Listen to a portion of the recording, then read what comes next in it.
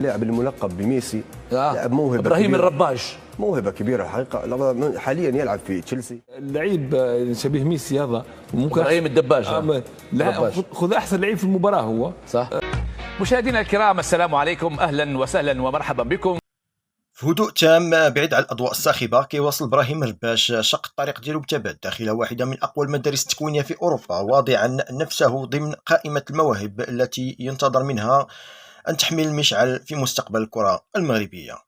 تكون هذا اللاعب في بيئه كرويه انجليزيه تنافسيه بعدما مر من اكاديميه كريستال بالاس قبل ما يلتحق باكاديميه تشيلسي، ذات الملامح ديال الموهبه ديالو تتبلور بشكل واضح سواء من حيث النضج التكتيكي أو القدرة على صناعة الفارق في الثلث الأخير من الملعب. وعلى المستطيل الأخضر كيتميز الرباج بأسلوب لاعب قائم على السرعة في التنفيذ والقدرة على المراوغة في المساحات الضيقة، إلى جانب الرؤية الجيدة للملعب تمنح أفضلية في صناعة الفرص.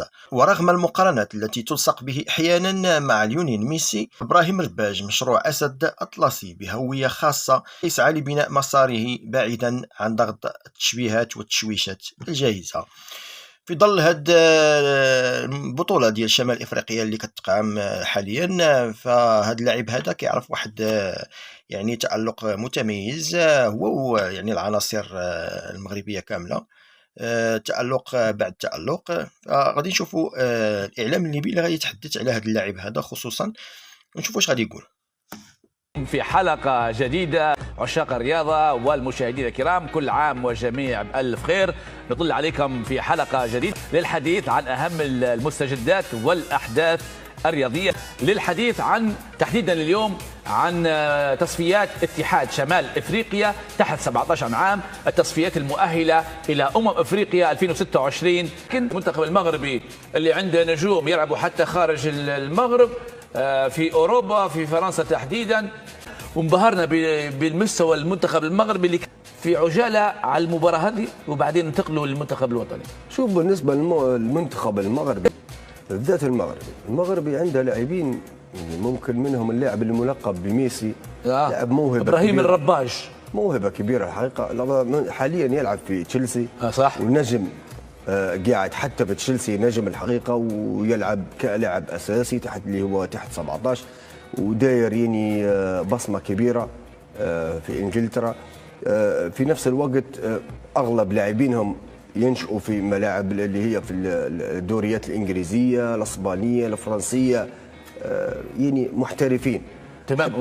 وعندهم العديد المحليين ينشطوا في أكاديمية محمد السادس. ممتازة الأكاديمية هذه طبعا عالميا، تمام. أكاديمية قاعدة يعني حتى تمول في الأندية، وأي لعيب تسمع طالع من الأكاديمية هذه معناها لعيب ممتاز جدا الحق، حتى متكون بطريقة صحيحة. شوف حتى راهو طريقة اللعب والتكتيك مثلا لعيب ياخذ في مكان لعيب الآخر، عارف دوره الدفاعي دوره الهجومي، أمتى ينزل أمتى يطلع، الكرة المباشرة أمتى تطلع، كيف ما نقولوا نحن طريقة أحمائهم طريقة لعبهم.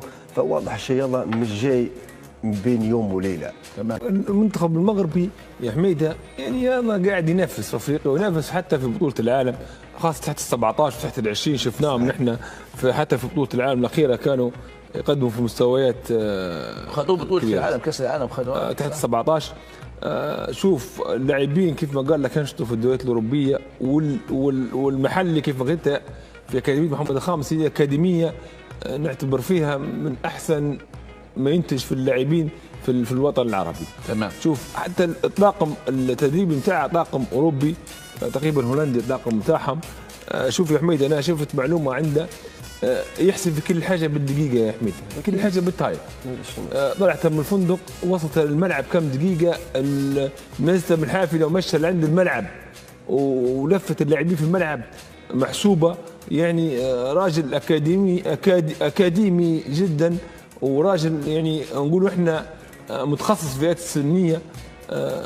شفناه التكتيك بتاعه قاعدين يلعبوا في اللعب السهل، اللعب اللي هو يوريك ان الامكانيات تاع الفريق امكانيات كبيره يا حميد. تمام. في الاستلام وفي التسليم وفي التحرك في داخل الملعب حتى بدون كوره.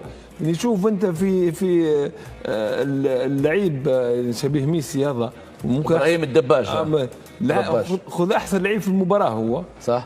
تشوفه في المباراه تحركاته من غير كوره افضل من تحركاته بالكوره. برافو عليك وليد، صح. تحركاته من غير كوره افضل من كوره، لان تحس ان الفريق فاهم، ان الفريق يطبق كل واحد في وظيفته، مش عشوائي الموضوع. لا، يطبق في تكتيك معين، كل واحد عنده وظيفه يطبق فيها داخل الملعب، يعني فاهمين دارسين متجانسين مع بعضهم، لهم فتره طويله يلعبوا مع بعضهم. اختيار ابراهيم الرباج تمثيل المغرب كيبرهن على وعي مبكر بأهمية الانتماء لمنظومة كروية طموحة بأهداف واضحة على المدى البعيد والقريب، وكينسجم مع الاستراتيجية ديال الجامعة الملكية المغربية لكرة القدم في استقطاب المواهب الصاعدة من المدارس الأوروبية من أجل المساهمة في نهضة كروية تاريخية. وهو خيار يمنحه آفاق واسعة للتطور سواء على مستوى المنتخبات السنية أو مستقبلا مع المنتخب الأول. الارقام ديالو كتبين على ملامح لاعب كيتقدم بثبات وكيراكم التجربه وكيقترب اكثر من تثبيت مكانته داخل فريقه مع طموحه اكبر لرفع سقف التحدي في قادم الاستحقاقات. كان الفيديو ديال المواده، حتى نتلاقاو في فيديو اخر ان شاء الله.